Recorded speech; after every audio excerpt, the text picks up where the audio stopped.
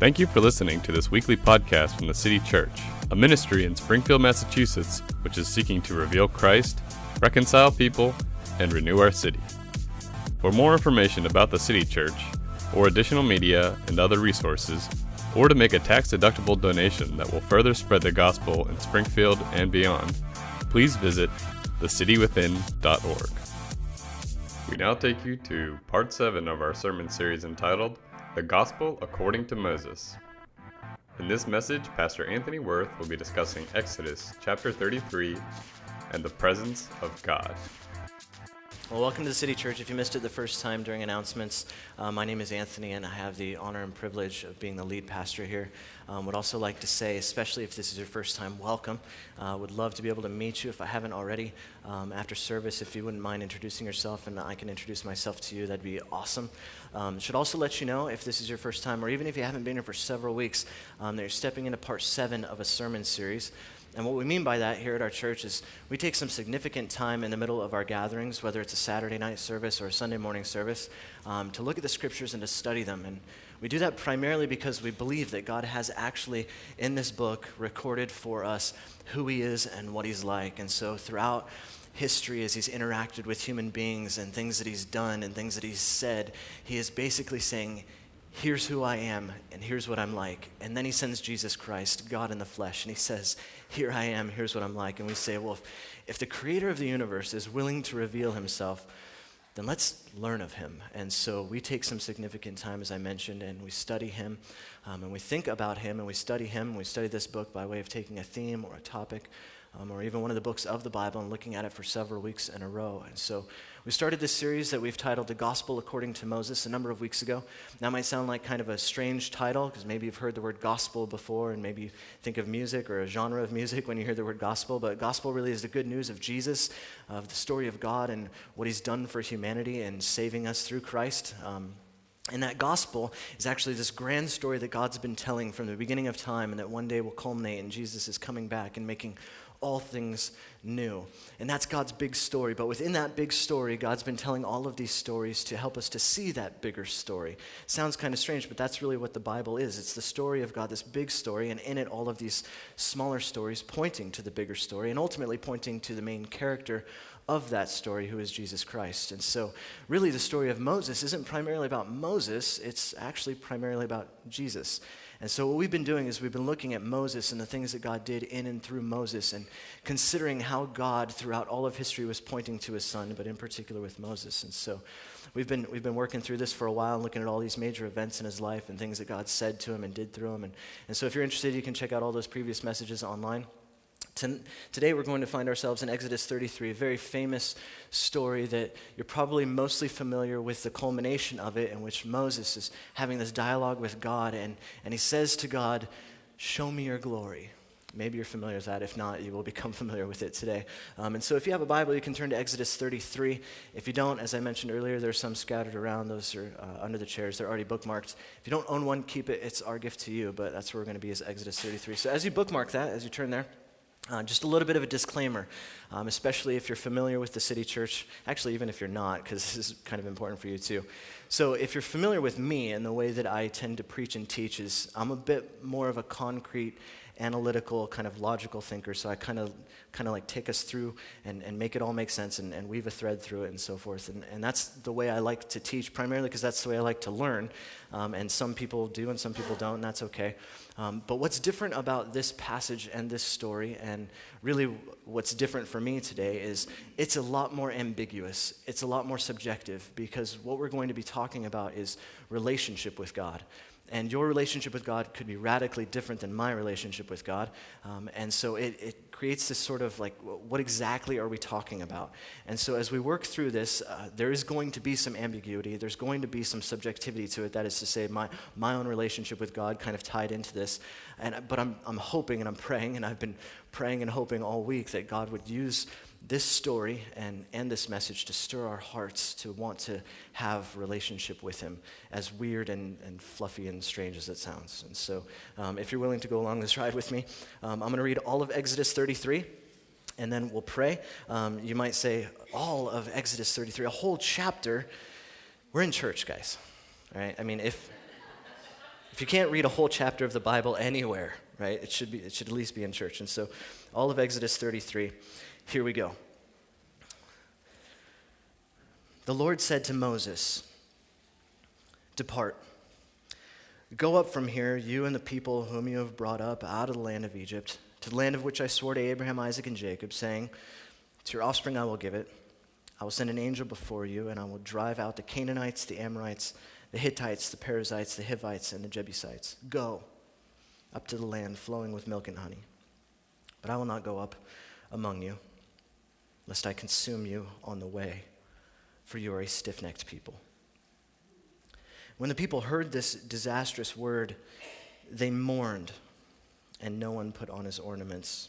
For the Lord had said to Moses, "Say to the people of Israel, you are a stiff-necked people. If for a single moment I should go up among you, I would consume you. So now take off your ornaments, that I may know what to do with you." Therefore the people of Israel stripped themselves of their ornaments from Mount Horeb onward. Now Moses used to take the tent and pitch it outside the camp, far off from the camp, and he called it the tent of meeting. And everyone who sought the Lord would go out to the tent of meeting, which was outside the camp. Whenever Moses went out to the tent, all the people would rise up, and each would stand at his tent door and watch Moses until he had gone into the tent. When Moses entered the tent, the pillar of cloud would descend and stand at the entrance of the tent, and the Lord would speak with Moses. When all the people saw the pillar of cloud standing at the entrance of the tent, all the people would rise up and worship, each at his tent door. Thus the Lord used to speak to Moses face to face, as a man speaks to his friend. When Moses turned again into the camp, his assistant Joshua, the son of Nun, a young man, would not depart from the tent. Moses said to the Lord, "See, you say to me, bring up this people, but you have not let me know whom you will send with me. Yet you have said, I know you by name, and you have also found favor in my sight.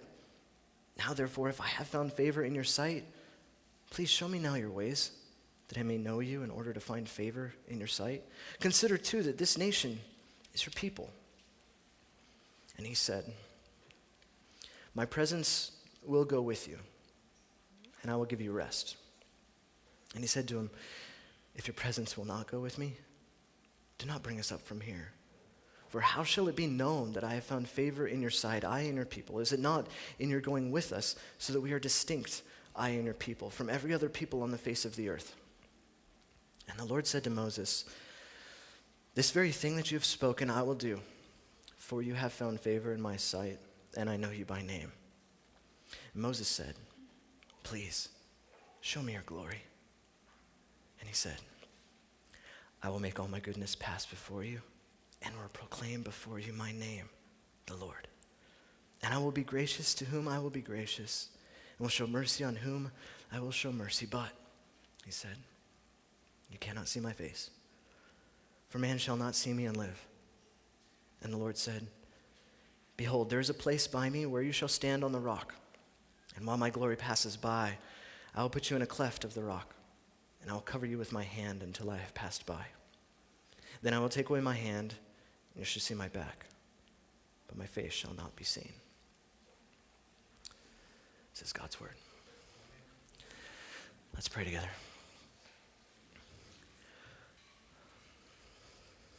Father, we are grateful for the reality that although you are a transcendent God above and beyond all things, so powerful and so mighty that you can speak and bring this universe into existence, we are grateful that you are not just that kind of a God, but you're an immanent God. You are here, you are now, you are present, not just in this place, but in our very lives. That you have decided for some strange reason or another to have a relationship with your people. And what we're asking right now, God, is for you, by the power of your Spirit who wrote this book and raised Jesus from the dead, who gives life, we ask you by your Spirit, God, to give us life today. To give us deep understanding of your presence, to be impacted by you, to be moved, to be shaped. God, we ask these things not because we deserve it. God, we do not deserve your presence, but simply because you, through Christ, have forgiven sin and adopted us into your family. And so in his name, his matchless and his precious name, we ask these things. And all God's people said, Amen. Amen.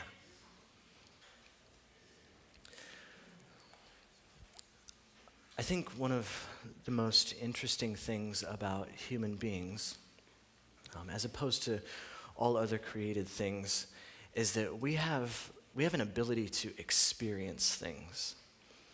And I don't just mean, in sort of the five senses kind of way, like we can experience things by way of hearing them or tasting them or touching them or seeing them, not just that sort of way. I mean, many other creatures have those abilities to experience things as well.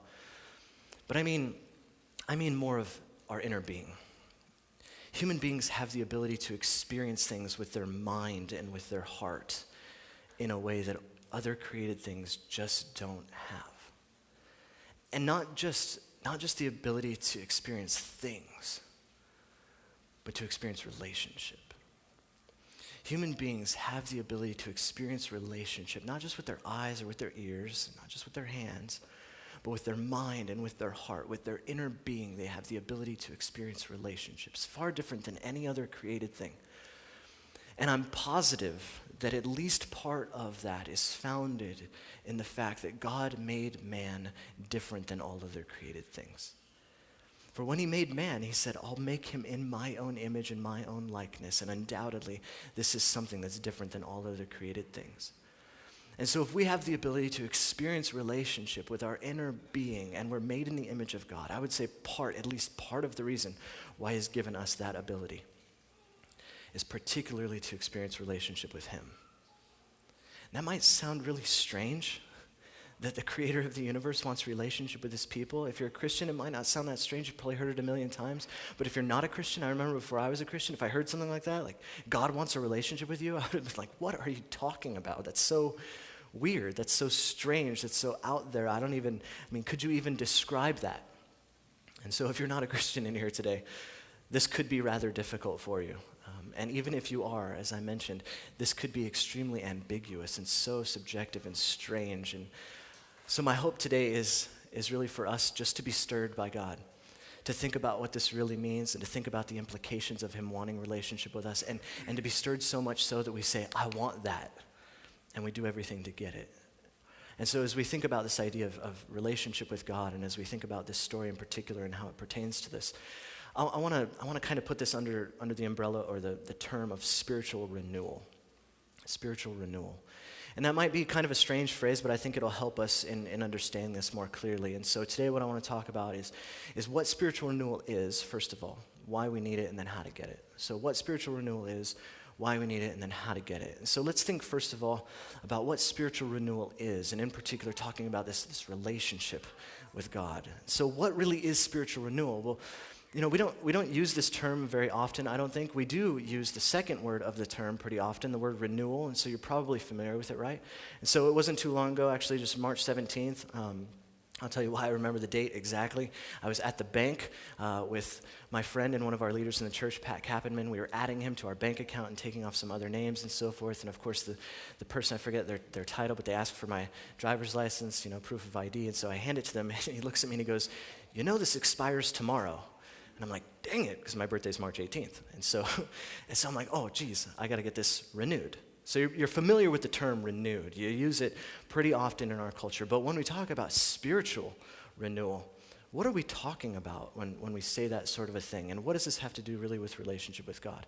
And so to think through this, first of all, I want to remind us of the story of what's taking place here in Moses' life and in his walk with God. And I don't mean the entire story. I'm not going to recap the entire book of Exodus. That would take too long, but we have all those messages online. You can check them out. But really, I just want to back up into Exodus 32 and summarize that and then get into Exodus 33. And I really just want to give you 5 points of this story so we can understand exactly where we are when Moses asks to see God's glory. And so here, the 5 basic things you need to know about the story so far. And I would have read for you all of chapter 32, but I knew when I said all of 33, you were already going to go, oh, geez, a whole chapter. So I didn't do both chapters, but maybe check it out when you go home. So the first thing you need to know in Exodus 32 is these people, Moses has gone up the mountain to meet with God, to get the law, to get the covenant. And the people, after some days, I guess, are anxious or worried or whatever is going on, and they decide, well, we need a God to worship if Moses isn't going to come back. And so they get their gold earrings and rings, and their sons and daughters' gold earrings and rings, and they bring them to Aaron, who's basically Moses' kind of sidekick at the time, and they say, hey, we need a God. And so Aaron takes all of the gold, he melts it down, he constructs this golden calf. You're probably familiar with this story to some degree or another. They begin to worship this golden calf, which really was sort of representative of a god that they would have known of in Egypt, but not the real true God. And this makes God angry because he had told them not to worship any other gods and not even to construct any other gods. And here they are doing it. And so after this happens, God says to Moses, I'm just going to kill them. I'm just going to kill them all. I'm just done with these people. They're done. And Moses, he says to God, please don't. Please don't kill these people. In fact, if even you would just take me instead of all of them, let that be the case. Don't kill them. And so God decides not to kill all of them. Now, what's really crazy is when you read through the rest of chapter 32, you're going to find that many of them do die because of this. So there is a massive punishment applied to the people, and then there's also a plague that strikes them at the end as well from God. But he doesn't destroy all of them. Then you get into chapter 33, and this is really why I read the beginning of the chapter the way that I did. Because you might read it, and you might think, like, God is saying, oh, depart, go up from here, and go to the land that I promised you, and it's all hunky-dory. It's not that. God is saying, get out of my face, and go to the land. Right? I promised it to you, but go. Get out of my face. And I'm not going with you. And so he says, just go, and you'll have the land. It's flowing with milk and honey, but get out of my face. I don't want to be around you. And then Moses, in this dialogue with God after this, he basically says, but that's not enough, God. Sure, you'll give us the land, and I'm sure, we have the law and the covenant, but that's not enough. And so Moses has this dialogue, and at the end he says, God, show me your glory. And so that being said, what this means, first of all, is that spiritual renewal cannot merely be religion. And spiritual renewal cannot merely be success. And here's why I say that. They already had religion. They already had the law. And so it can't just be that. Spiritual renewal cannot just be somebody saying, okay, I'm going to change my belief system to some other belief system and convert. It can't just be that. They already had religion. But it also can't be success. It can't just be success because God said, here, you have the land. It's flowing with milk and honey. This is great, you have it. But Moses still says that's not enough. And so spiritual renewal cannot merely be religion, and it cannot merely be success. And the reason that I say that is because those are probably our biggest misconceptions of what spiritual renewal is. Most Americans, I think, assume that spiritual renewal really is just a change of religion, even many people changing their religion at one time and just simply believing in something else. Now that's part of it, don't get me wrong, that's definitely part of it, but that's not all that it is. It can't be, as we see in the story. But I think even more so than that, most Americans assume that spiritual renewal, like if you were to go out and you were to ask people, like, how do you know if spiritual renewal is happening, if revival is happening? They'd probably say something like, oh, well, there's a lot of people flocking to that church, and there's major activities happening, and money's coming in, and all this. That's what they would probably think. And not to say that that's not a sign of spiritual renewal, it very well could be, but it's not merely either of those things. See, Moses already had the law, he already had the land promised, and Moses still says that's not enough. And so what is spiritual renewal? Well, look at what Moses asks for instead. Look at what he says. He said to God, after God said you could have the land, he says, if your presence will not go with me, don't bring us up from here. For how shall it be known that I have found favor in your sight, I and your people? Is it not in your going with us so that we are distinct, I and your people, from every other people on the earth? In other words, Moses is saying, God, okay, yeah, the covenant, the law, great. He's saying the land, great. But so what if we don't have you? So what if we don't have your presence? If we don't have you? And so when we're talking about spiritual renewal, it can't just be the law, it can't just be the land, it can't just be success, it can't just be religion. It's got to be more than that, and it's the presence of God. So if I were just to give you some kind of like description of it, again, very ambiguous here, and if you have questions afterwards, come see me. I'd love to, maybe talk through some of these things with you and your personal experience and so forth. But if I was to give sort of a description Not necessarily a definition. Here's what I would say. Spiritual renewal is the experience of the personal presence of God. The experience of the personal presence of God. To which we might go, what are you talking about, right? What does that even mean? Could you iron out some of these details? And I can't really iron out the details, as I said, it's relational, and so it's very subjective. It's my relationship with God, your relationship with God. It looks radically different. But what is interesting is in this story, I think we do see some dynamics to what spiritual renewal is, some dynamics to what this experience, this personal experience with God might look like.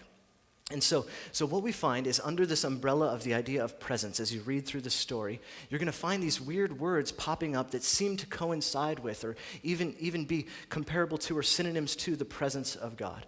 And so after Moses says, but I need your presence, then he has this conversation with God. And he says to God, show me your glory. And so this word glory apparently from Moses to some degree ties into the idea of presence. And then after that, God says, well, I can't let you see my face. And so apparently to God, that idea of face has to do with his presence to some degree as well. And then also, but my goodness will pass before you. And so these words, goodness and face and glory, they all seem to tie under this umbrella of presence, which still makes you go, what are we talking about, right? What are we really getting at here? So I want to take two of these to begin with and just think through the dynamics of what we mean by the presence of God. The first one I want to talk about is glory, this word glory. And I want to say that glory primarily has to do with God's presence in our mind. That inner part of our being, of our intellect, of our memory, of all those sorts of things of our mind. Now, it is more than this. It's definitely more than this. We don't have time to talk about all of the different ways that glory might impact us. But in particular, I want to get at our inner being, so our mind and our heart. And so let's think about glory and our mind. Now, this word glory carries with it the idea of weight or of matter, right? And so when something matters to you, it impacts you. And that's what we would basically say is glory. God's glory, or who he is, begins to matter to us. It carries weight. It impacts us. Who he is, in other words. Now, this is huge because there is a radical and stark difference between knowing about God and knowing God. There's a huge difference, and you got to know that. There's a huge difference between knowing about God and knowing God. So you can know all about God. In fact, many of us in here know all sorts of things about God. We could list all of his attributes or characteristics, right? And you just rattle them off even, especially if you've been a Christian for a while. So God is omnipresent. He's everywhere all the time. God is omnipotent. He's all powerful. God is omniscient. He knows everything. You could rattle off these things about God, right? But do you know God? Do you know him personally in those ways for who he is, or do you just know about him? And so, for instance, right, again, very subjective here, but I remember the first time I learned about God's sovereignty. And I was reading this book called The Case for a Creator, and I was just learning about how God made everything and how specifically things are orchestrated and how he holds it all together, and the sun and the planets and then the earth and everything on the earth, and how just amazing that is that God holds everything together. And I was learning about God. But every once in a while, I'll be praying, or I'll be in worship, or I'll just look at my wife, or look at my kids, or even be preaching. And I'll begin to think about how God did this, and then he did that, and then he did that in my life. How he took me through these terrible decisions that I made, and yet in the middle of that brought this person, my brother, to preach to me the gospel, and how he actually opened up my eyes and ears to see him for all of who he is. And then through that, and even before that, he gave to me this amazing woman, and he gave to me these amazing kids, and then all of this, and then I'm standing here telling you about Jesus. And that is like, what? It's not just this God who made the sun and he's got all the planets around it and they're staying where he wants them. This is God in my life and in your life. And when you realize that he's involved in your life, that's what we're talking about here. Not just knowing about God, but knowing God, where who he is impacts your mind. It forms you, it shapes you, who he is. But the second dynamic I want to think about has to do with his face. Right? And so as I mentioned, God says, show me your glory. He says, you cannot see my face. And in particular with face and our inner being and God impacting us in this way, I want to think about our hearts, right? So glory, more mind, face, more heart. But again, these are just ways for us to think through these things together. It's far greater than what I'm describing this morning. But face, God's presence in our heart, the seat of our emotions and of our will and these sorts of things just deep inside of us, that God's face impacts us deeply into who we are. Now, that might sound really strange, but this idea of face has to do with personhood. It has to do with beauty. And so God's person and God's beauty begins to impact us in our innermost being. Now think about that for a second, because it's so critical. Again, not just knowing about him, but knowing him. When you first get to know somebody and you're introducing yourself to them and them to you, you don't stare at their knees and go, "Hi, nice to meet you. Tell me about yourself." Right? And why don't you do that? Well, because the eyes lead to the soul, and you stare at somebody in their face, right? And we're not really good at that in our culture anymore because we're always looking at our phones. But nonetheless, you should look people in the face when you're having conversation with them. And this is what we do because this is their personhood, and this is their beauty. And as you get to know them by talking to them face to face, their person begins to impact you, right? And this is the idea with God. He wants to impact us with his personhood and with his beauty. And so as I begin to think about my own relationship with God, I know some things about God that are personal, but I could just know about them and sort of forget them and then just be out there. And so, for instance, God's forgiveness. And everybody knows about God's forgiveness. I mean, if you've been an American at all for any length of time, you've heard God forgives you. God forgives sins. You know this. We hear this all the time. And as Christians, you know this. But do you just know about it? Or do you know it? Do you know him in it? Sure, God forgives. And God has forgiven me. And I'll get heaven someday because I'm forgiven. But do I ever look back at my life and think about all of the things that I have done that caused him to be willing to take on flesh and die? How often do you think about your sin in the past and the reality that you will sin in the future, and he died for that too? And it gets personal, and you're looking at his person and his face and his beauty and his willingness to not just forgive, but to forgive you, specifically for what you have done against him. This is what God wants to do. He doesn't just want to be this God out there. He wants to be this God in here. He wants to impact our mind and impact our heart. This is what he wants.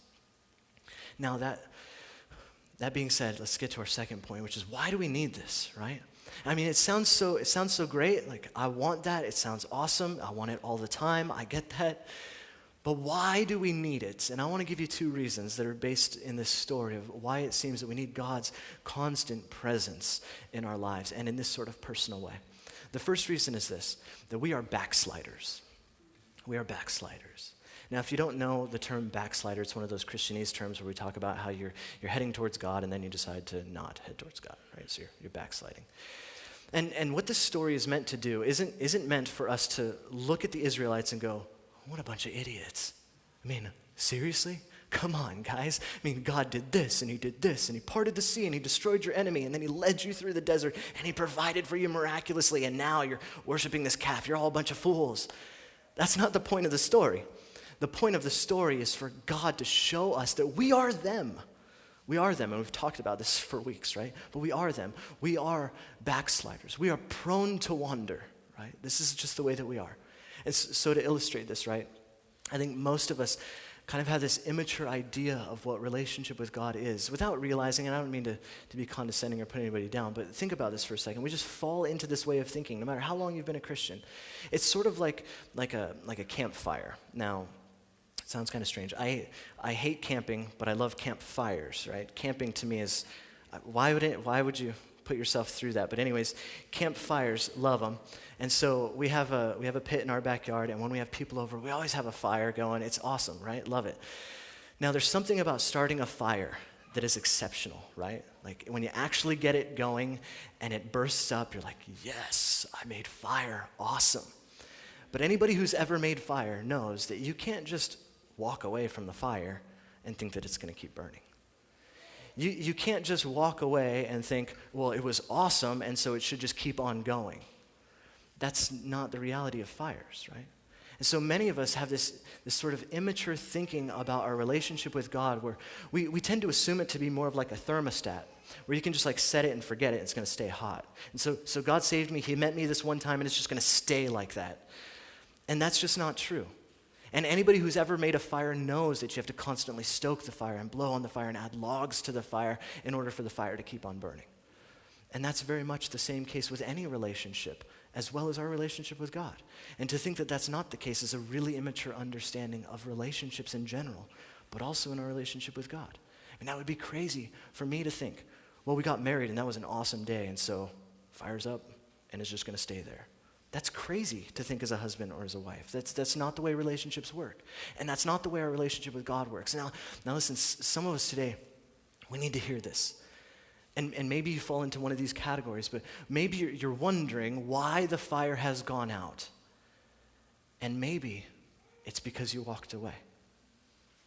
Maybe you actually saw it light up and saw God do amazing things, and he lit you up even internally in your mind and in your heart, and you went, that's awesome, and then you just went back to your other way of life. You stopped paying attention to the fire, and now you're wondering why it's not lit. And maybe you've actually turned away. Or maybe you're just a new Christian and nobody told you about this.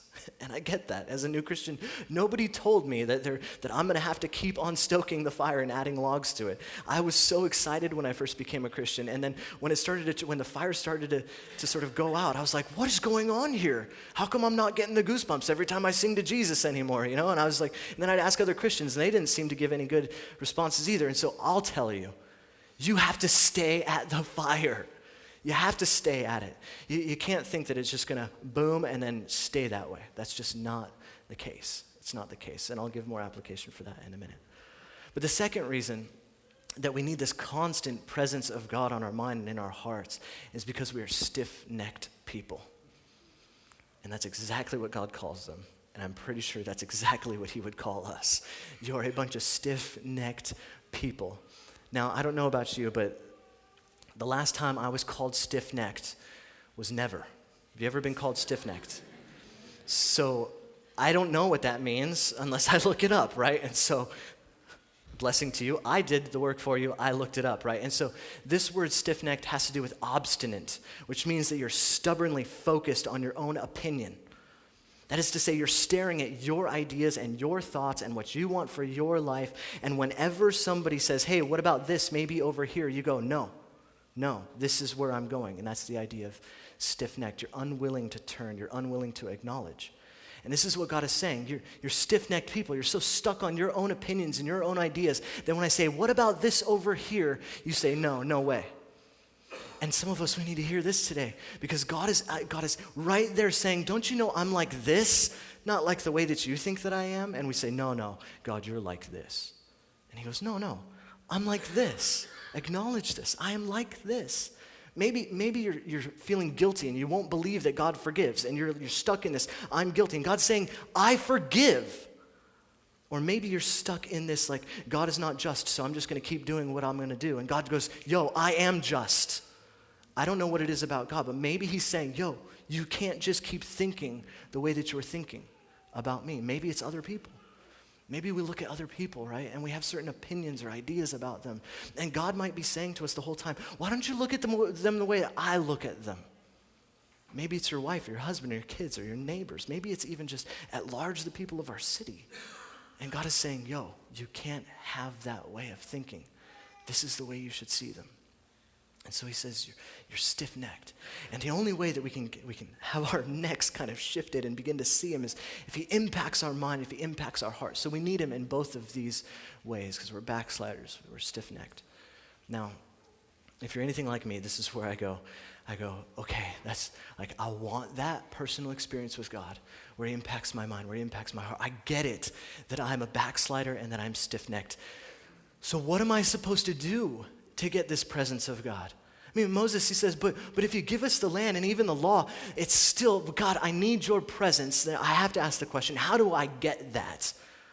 And hopefully you're asking that question too. And so what I'd like to do is look through this and see sort of 4 basic ways of potentially grabbing hold of the presence of God. Now, before I get into these 4 though, I want to be very clear with you, okay? The first thing is this: these are not exhaustive. This is not an exhaustive list, as if these are the only 4 ways that God will bring his presence and impact your mind and heart. That's not it at all. There's plenty others that you can find in the scriptures. But the second and the more important thing that I want to tell you before I get into the 4 is this is not a formula. This isn't like you're going to do all 4 of these things or focus really much on one of them and think that God is just going to give you his presence. That's not necessarily true. It's not necessarily true. I would say do these for the sake of God's presence potentially coming. And so let's think through these 4. The first one is this: check our motives. We have to check our motives. Now think about this story, right? When Moses is speaking with God, when he's having this dialogue with God, he says this really important thing. When he says, but if I don't have your presence, how will they know that I am yours? How will they know that we are yours? Then he goes on to ask for God's glory. And that's really important because what Moses isn't saying to God is, God, show me your glory because I want those goosebumps and those chills like you gave me last week in worship. And if you don't give me those goosebumps and those chills, then nobody's ever going to know who you are. Moses is not talking about himself here at all. He's not saying, God, give me your glory and give me your presence so that I can feel those butterflies. That's not what he's asking for. He's asking for God's presence for the sake of others. He's basically saying, God, so impact my mind, so impact my heart, that when I'm around my wife or my husband or my children or my neighbors or my coworkers, or if I'm just out in the city, impact me so much so that I don't need to argue anybody into your kingdom. They just see me and see you when they see me. Let me have that glory, God, that when I'm around anybody, they see you. And so Moses, he's not about himself. And I would suggest that if we're going to pray for God to rain down his glory, and you say, God, for my own soul's sake and for those butterflies, God might say to you, nah. But what if we began to pray, God, for your name's sake, in my marriage, in my family, in my city, show me your glory. I think he just might be more inclined to show his glory. So that's the first one, check our motives. The second one is this: acknowledge ornaments. Sounds strange. So today, go into your basement, pull out your Christmas decoration. I'm just kidding. So there's something really interesting in the beginning of this passage, right? He talks about laying aside these ornaments, and God commands them through Moses to lay aside their ornaments. Now, what's he getting at here, right? Well, if you look into the previous chapter, what you're going to find is they had gathered their ornaments together to construct the golden calf. So to at least some degree or another, these ornaments are representative of what they are putting into worship. The ornaments are at least representative of what they are putting into worship. In our day and age, we might call it money. You might call it something else. But it's whatever it is that holds value to such a degree that you give your heart and you give your mind and you give your soul to it. And so God says, basically, you're thinking too much about your ornaments. They are captivating you. Put them aside. If these are the things that you're staring at, you're not going to get my presence, you're not going to get my glory because you're too busy staring at them, so put them aside. And so whatever it is for you today, and it could be a number of things. In fact, before this sermon series, we did 9 weeks of various things that it could be. I mean, it could be even good things like family. It could be things like success or wealth or sex. The list could go on and on. But whatever you're staring at, and meanwhile you're saying, God, show me your glory, but you're just staring at this thing. He's like, well, you are clearly distracted. So maybe you need to set it aside. So acknowledge ornaments. Third thing is this: faithful discipline. If we want God's presence, we need to be faithfully disciplined. And that might sound totally contradictory to what you've heard about the gospel and God's presence in the past. But look at in this story, Moses, he's got this tent outside of the camp that he goes to regularly to meet with God. Now that in itself is strange. See, what happened was God had basically said, you people are so stiff-necked and so disobedient, I'm not going to be in your camp anymore. And Moses says in his actions, all right, well then I'll build a tent outside the camp. If you won't meet me here, I'll meet you there. And so he builds this tent and he goes out there every single day to meet with God. This means that he is extremely intentional about meeting with God. Now, we are a people who tend to think, right? This is just the way that we tend to think. God, if you give me your presence, I'll read the Bible every day. God, if you give me your presence, if you give me those chills and those goosebumps, I'll pray more often.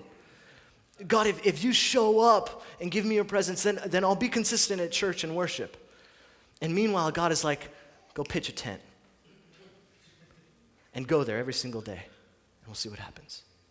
And that's what he wants from us. He wants us to say, God, if you won't meet me here, I want you so bad that I'll build something over there just to meet with you, just in hopes that you might show up. And so what I would strongly suggest for us is that we don't be a people who wait for God to do something, but we be a people who believe that God will do something, and we just open doors for him to be able to show up. And those doors are very clear. Open doors to the scriptures. Make it a part of your life where even if you don't feel like it, you say, God, you say that you show up in your word, so I'm going to read it. I'm going to read it. I'm going to be about it. I'm going to pursue you, even if you don't show up, because tomorrow when I read it, you might, and I'm just going to believe that you might, and so I'm going to make it a part of my life. And prayer and worship, make these things consistent in your life. And don't say, God, I'll do it if.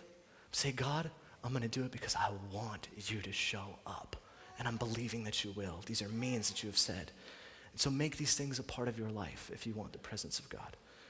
Then the last thing is this, the fourth thing is this. See his goodness. Remember I talked about his goodness a little while ago, that this idea of presence, God said, well, I'll pass my goodness in front of you. My goodness in front of you. Which is so strange. In the same sentence, he also says, my goodness will pass before you, and I'll declare to you my name. Your goodness will pass in front of me, and you'll declare to me your name. God, I want your presence. What are you talking about? And what's so interesting is in the next chapter, God does this. God sends his presence in front of Moses, and he declares to him his name. And here's what he says about himself in Exodus 34. The Lord descended in the cloud, and he stood with him there, that is Moses, and he proclaimed the name of the Lord. The Lord proclaimed the name of the Lord. And the Lord passed before him, and here's what he proclaimed, his own name. Here's what he says.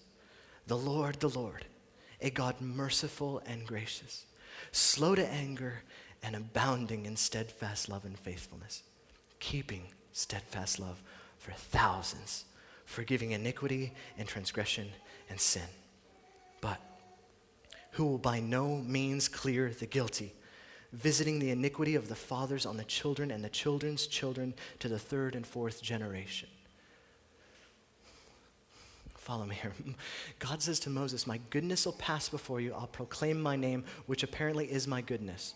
And you go, well, what is that? What is his name? What is his goodness? And then here he tells us, and what he basically says is, my goodness and my name is that I am utterly merciful and utterly just at the same time. That's what God just said. That's who I am. That's my goodness. So God, your goodness is that you're totally merciful and totally just. Okay, you're good when you're merciful to me, and you're good when you're just towards other sinners. So I get that those things are good, but how could you be those things at the same time? And this is where Moses, I don't think, had any idea. He would have been just as puzzled as us reading this and thinking about this when God said it to him. He would have been just as puzzled. How could you be both of these things at the same time? And of course, God wasn't saying this to Moses to declare something so that Moses could have full grasp of it then, but rather he wanted him to say, what are you talking about? So he could point him into the future. And thousands of years later, this man steps onto the scene and he says to people, I am God. My name is the Lord. In fact, if you've seen me, you've seen the Father. And I am good. And then he begins to go around telling everybody that they're forgiven of their sin, and then telling people that he will come again someday to judge the living and the dead. And he says, I am totally merciful and I am totally just at the same time. I am personifying this goodness of God. And then some years later, this man, Paul the Apostle, I think grabbing hold of this idea of all these things that Jesus taught and that he said, and then looking back at Moses, having known the story so clearly, he says this amazing thing in 2 Corinthians. For God, who said, let light shine out of darkness, the God who made everything, he has shone in our hearts to give the light of the knowledge of the glory of God in the face of Jesus Christ.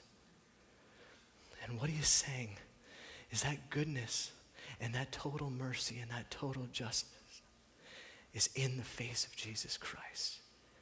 If you want the presence of God, in other words, stare at Jesus Christ. Stare at him. Today when you go home, if you look at your wife or your husband or your kids or whatever it is that you have or don't have, when you think about your circumstances, your situations, just sit in it and say, Jesus, thank you. Thank you for being merciful to me. And if you're going through junk, say, Jesus, thank you for being totally just. Jesus, thank you, thank you, thank you. And just stare at Christ. This is the presence of God. Let me pray for you. Father, you have been so good to us. That in our sin and in our rebellion, in our lack of belief, in our stiff-neckedness, if that's a word, I don't know. In our backsliding, God, you just constantly, by your Spirit, you reach down and you show us more of Jesus. We ask, God, that you would help us to fix our eyes on him, to throw logs in the fire today and tomorrow and the next day, and to pitch that tent and to seek you, to be constant in prayer and in the word and in worship, expecting you to move. God, what difference would it make if we lived tomorrow without you? It would make no difference, so please show up. Impact our minds and our hearts, for we ask in Christ's name. Amen.